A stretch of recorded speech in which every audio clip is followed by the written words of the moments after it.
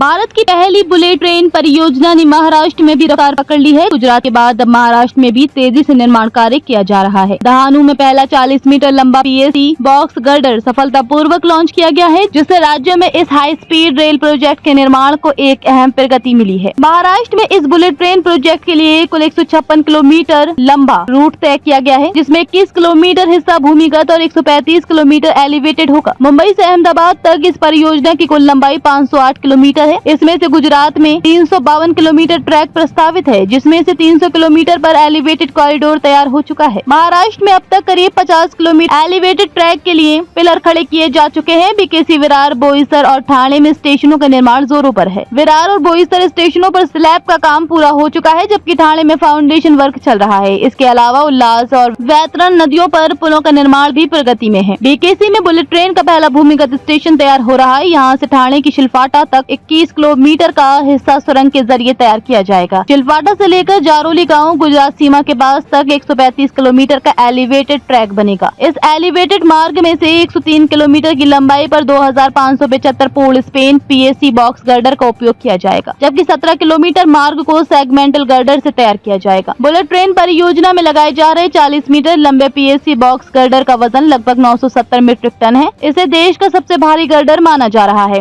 विशेषज्ञों के अनुसार पोल स्पेन गर्डर सेगमेंटल गर्डर की तुलना में 10 गुना तेजी से निर्माण प्रक्रिया को आगे बढ़ाते हैं, जिससे समय की बचत होती है और संरचना की मजबूती भी बढ़ती है। महाराष्ट्र में शिलफाटा से लेकर जारोली तक के मार्ग में गर्डर और अन्य सामग्रियों की ढलाई के लिए 13 कास्टिंग यार्ड की योजना बनाई गई है, जिनमें से 5 यार्ड फिलहाल सक्रिय हैं। इस हाई स्पीड रेल परियोजना के तहत भारत एक नई गति और आधुनिकता की दिशा में कदम बढ़ा रहा है। जैसे जैसे महाराष्ट्र में कार्य तेज हो रहा है, देश की पहली बुलेट ट्रेन के पटरी पर दौड़ने का सपना और करीब आता जा रहा है।